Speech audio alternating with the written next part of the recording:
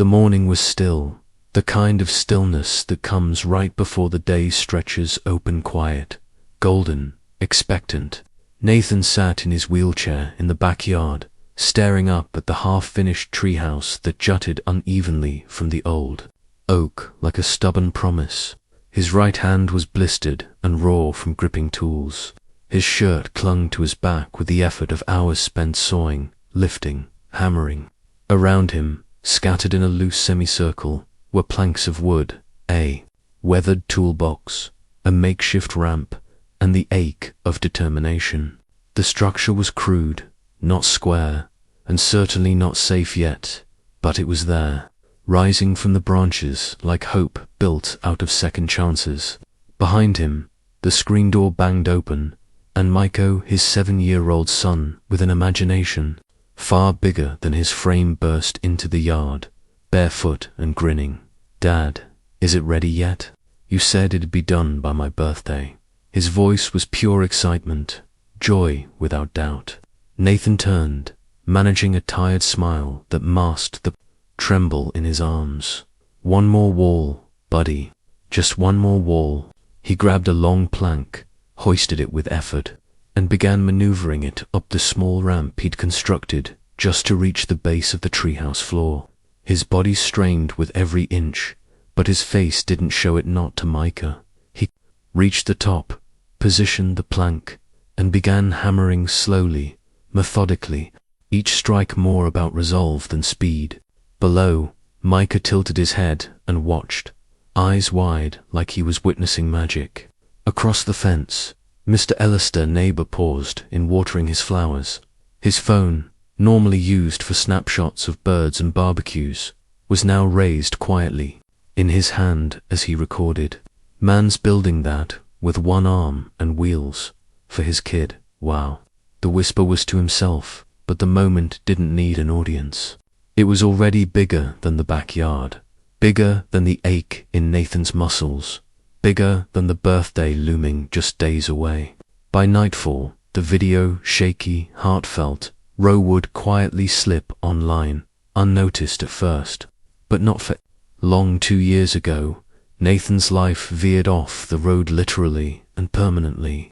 A seasoned construction worker with strong hands and a steady back, he was the kind of man who built other people's dreams one beam at a time. But on a rainy morning commute, a jackknifed truck sent his pickup spinning across the median, crushing the lower half of his spine and everything he thought he knew about manhood, purpose, and stability. When he woke in the hospital, motionless from the waist down, the silence in the room was louder than the machines. Tasha, his wife of 9 years, tried at first. She sat with him in those sterile days of disbelief and therapy, held his hand through the logistics of wheelchairs and home ramps and medical bills. But something faded in her eyes with every passing week. By month 5, she was distant. By month 8, she was gone. "I can't do this," she whispered one night, tears falling, but her feet already walking away. Since then, it had just been Nathan and Micah, living in a 2-bedroom ranch house in a quiet Maryland neighborhood that felt more like a stage set than a home. Nathan took up freelance woodworking again when the insurance ran out custom signs, shelves, whatever people would pay for. But work was scarce, and the pain that throbbed deep in his hips and lower back never really let him forget what he'd lost. Still, he managed. He learned to maneuver the wheelchair like an extension of his body, taught himself how to lift and cut wood with one arm when the other flared with nerve damage, and tried not to notice the stacks of unopened bills gathering, dust on the counter. What got him through was Micah Brighted, always curious, full of belief. The boy never saw a broken man in front of him. He saw a hero. "You're the strongest man in the world, Daddy," he would say with a grin, especially when Nathan managed to fix something with just a screwdriver and grit. And Nathan believed him, or at least wanted to. Months ago, he'd made a promise, half in desperation, half in longing, to build Micah a treehouse for his 8th birthday. Not just any treehouse, he'd said, but the kind you see in movies. 2 stories, rope ladder, secret hatch, the works. A place for Micah to escape, dream, grow. But as the days ticked down, reality bit harder. Lumber prices had skyrocketed. The tools he needed were old or missing. His chair couldn't navigate the sloped yard easily, and he'd already fallen twice trying to reach the higher beams. Neighbors sometimes waved, sometimes offered pitying smiles, but no one came to help. Whether it was awkwardness or apathy, Nathan stopped expecting anyone to step up.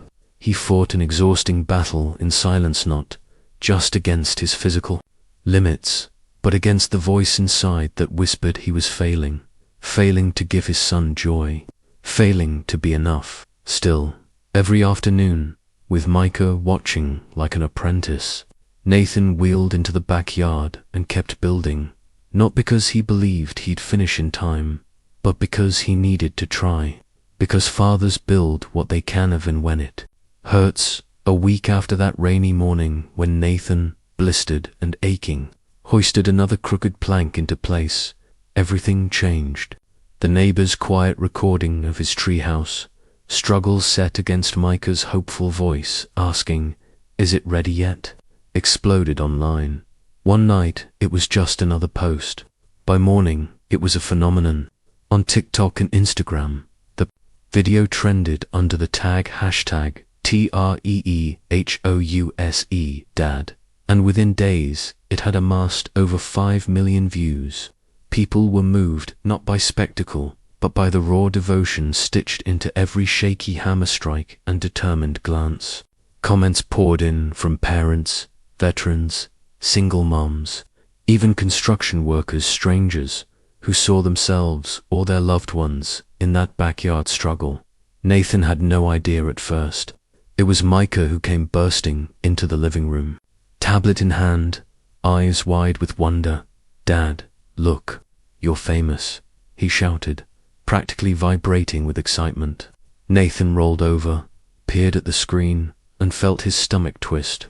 He didn't ask for this, didn't want his struggle turned into inspiration porn or clickbait. But Micah was beaming. "Now the whole world knows how cool my dad is," he whispered. That undid Nathan a little. Days later, a journalist from a popular parenting blog reached out for an interview. She framed it as a celebration of fatherhood, resilience, love. Nathan hesitated, reluctant to be dissected for likes and sympathy. He hated pity more than pain. But Micah begged him to do it, and in the end, he agreed for his son, not himself. The article went live a week later, titled "The Dad Who Built Dreams from a Wheelchair." The response was instantaneous and overwhelming. Hundreds of messages poured in, some offering donations, others offering their hands. A retired contractor in Ohio offered to drive down and finish the roof for free. A lumberyard, 3 counties, overpromised enough wood to build 10 treehouses. A local non-profit offered Nathan a grant for adaptive construction equipment. Each offer made Nathan feel something unexpected, smaller. He found himself caught in a storm of kindness he didn't quite know how to navigate. Grateful, yes. Humbled, certainly. But there was something else, something jagged. Every offer reminded him of what he couldn't do on his own, and he couldn't stand that. "I appreciate it," he told one volunteer who offered to swing by with tools. "But I need to finish this myself. If I don't, what's left of me?" The man nodded, not quite understanding, but respecting the refusal. Nathan accepted a few supplies, some wood, a new drill, but turned down most of the labor. He spent more nights than he should have outside, hands trembling, his body screaming. He was determined that when Micah climbed into that treehouse, on his birthday, it would be a place built with love and pain and resolve, not charity. But with the light came shadows. That Sunday, while checking his inbox for supply updates, Nathan saw a name he hadn't thought about in months. Dasha. Her message was brief, typed like a whisper. "I saw the article. I don't know what to say. I'm sorry. Micah looks so big." Nathan stared at it for a long time, then closed the laptop. Her words stirred things he had buried, deeply: loss, guilt, resentment, and something harder to admit, loneliness. The viral video had changed his world, brought a flood of kindness and support, but it also cracked something open. Now, he wasn't just building a treehouse. He was building himself back plank by painful plank. The weeks following the viral video brought not just a rush of attention, but a slow flood of complications Nathan hadn't anticipated. The biggest came in the form of an email, not from a stranger this time, but from Tasha. She had seen the article, the video, the flood of admiration pouring in from people who had never met Nathan but saw him as a hero. In her message, Tasha wrote that seeing Nathan build that treehouse had made her realize what she had walked away from. She asked to visit Micah, said she missed her son, said she wanted to try. Nathan stared at the screen for a long time, jaw clenched. Rage and disbelief swelled through him. She had left when he was broken, physically shattered, mentally wrecked. When he needed her most, she vanished, unable or unwilling to walk beside him in the new life they never planned for. And now she wanted back in. After 2 years of silence, he didn't know if it was guilt, loneliness, or the attention that drew her out. But whatever it was, it didn't sit right. But Micah didn't remember her leaving the same way. He was only 5 then. Time had softened the memory, blurred the pain. When Nathan cautiously told him, "Your mum reached out," Micah's eyes lit up. "She did, really? Is she coming?" Nathan didn't know what to say. That night, he couldn't sleep. He sat in the kitchen, staring at the calloused hands that had shaped every corner of his son's world. Hands that trembled more now than they used to. The next blow came in the form of a shiny offer. A small but growing media company that focused on disability and DIY culture reached out with a sponsorship proposal, $10,000, to create a YouTube series titled Dad Builds Differently. They wanted him to film a series of projects: ramps, modified toys, home furniture, accessible builds for other parents like him. It was good money, life-changing in fact. The funds could cover new tools, home modifications, Micah's school supplies, and maybe finally knock out some of the medical debt. But the idea of performing his struggle, filming something so personal, sacred, even for clicks, made him queasy. The treehouse wasn't content. It was a promise, a bond, a dream carved with blistered hands and midnight determination. Could he'll really open it to the world like that? He told the company he'd think about it. Meanwhile, the wear on his body intensified. The long hours of sawing, lifting, twisting at awkward angles. Zol, in a chair not made for construction, had reopened old wounds. His right shoulder flared with nerve pain. His wrists ached constantly. Some nights, he sat awake, clutching his forearms in silent agony, afraid to take painkillers and sleep too hard in case Micah needed him. He kept pushing, determined to finish before Micah's birthday, but the human body has limits. One warm afternoon, as Micah played with toy dinosaurs on the grass nearby, Nathan was halfway up the ramp, a hammer clenched tight in one hand, when his vision swam. His arms buckled, the world tilted. He collapsed sideways off the ramp, landing hard against the wheel of his chair. Micah screamed. Kioma, their neighbor from 2 doors down, heard the thud and rushed over, finding Nathan gasping on the ground. Soaked in sweat, she helped him inside, scolding gently in her thick Nigerian accent, eyes flashing with worry and fury. "You want to kill yourself for a treehouse? Foolish man," she snapped as she dabbed at his swollen elbow. Nathan, eyes hollow with exhaustion, finally broke. What kind of father can't even climb into his son's dream? He whispered, voice cracking under the weight of disappointment, shame, and helplessness. His lips trembled. "I promised him something magical, and I can't even—" He trailed off. Kioma paused, then cupped his face in her hands, her touch both firm and kind. "The kind who never stopped trying," she said quietly. The kind who teaches his boy what love looks like when it's hard. That's the father. You are. Nathan looked at her, eyes glassy. He deserves better, he said.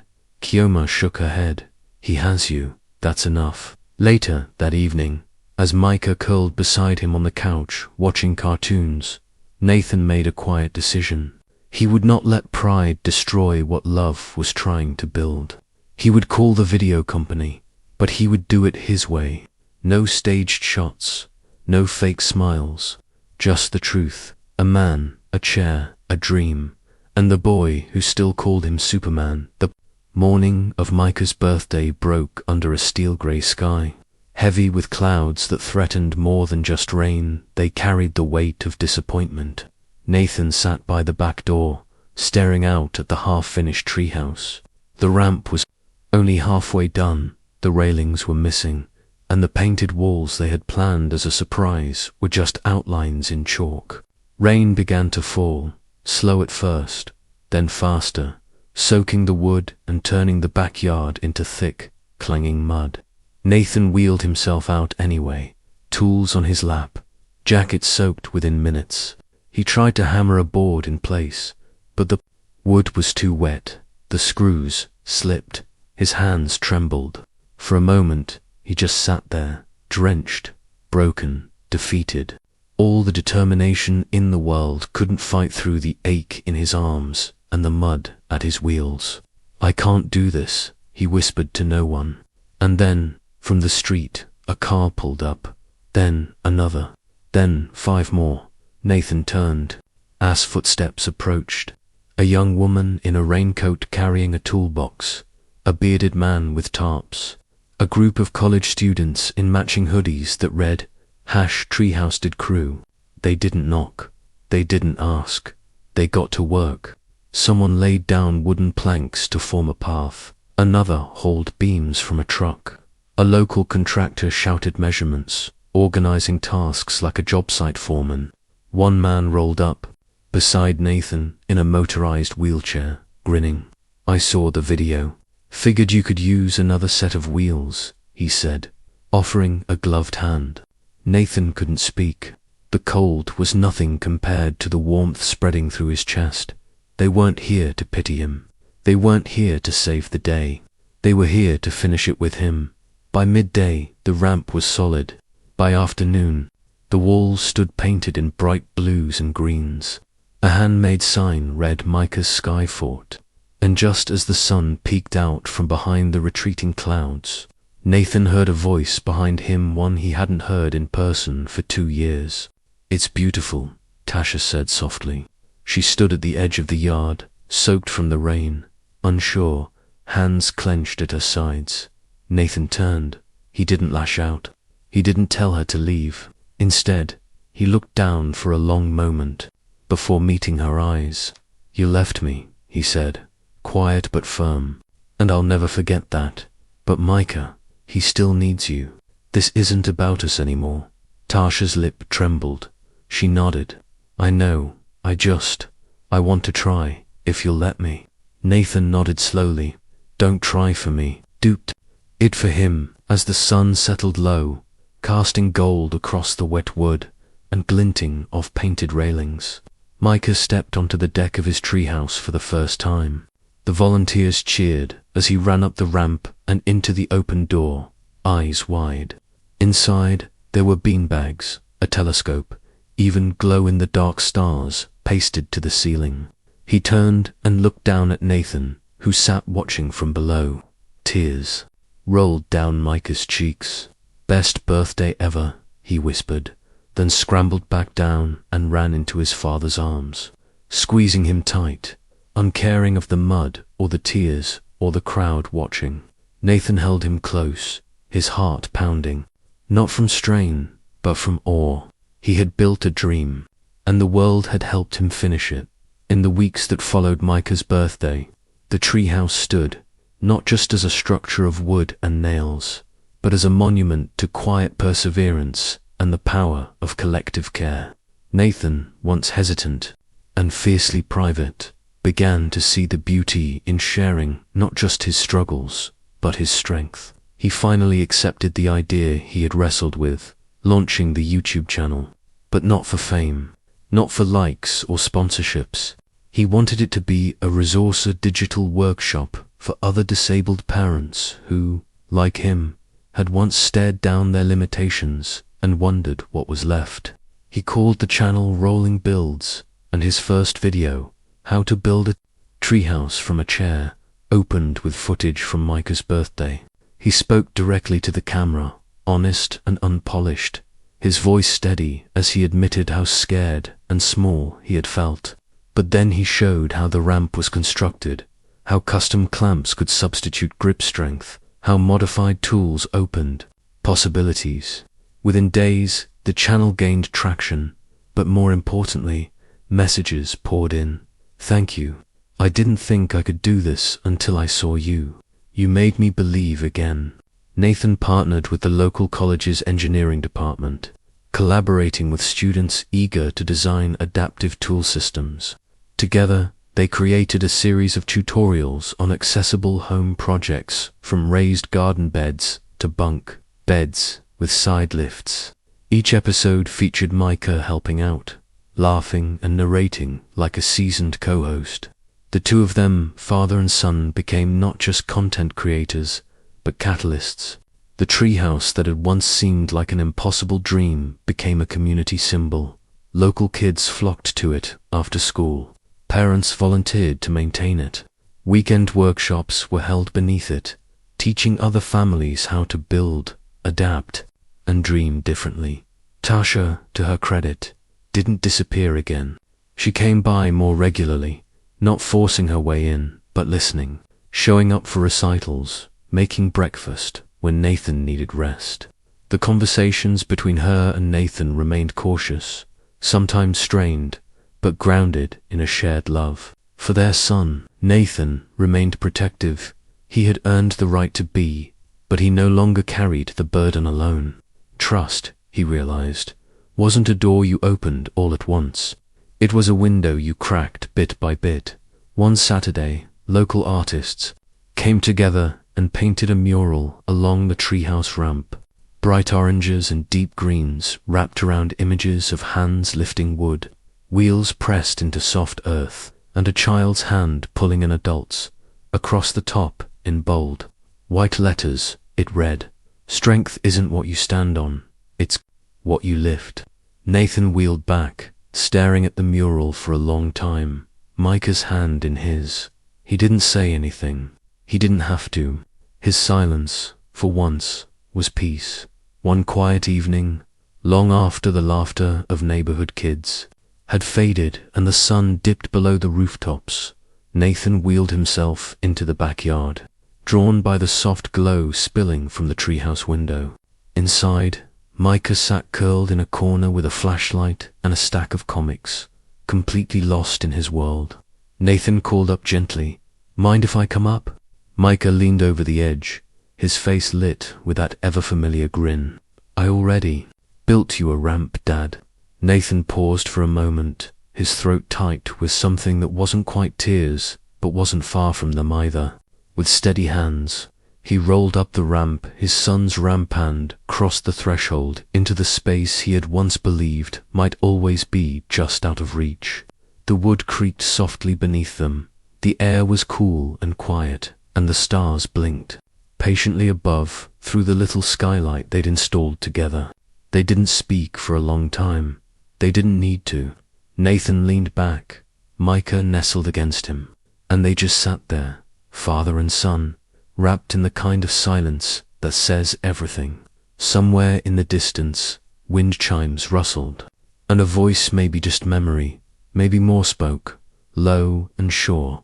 He thought he'd built a treehouse for his son, but really, he built a legacy.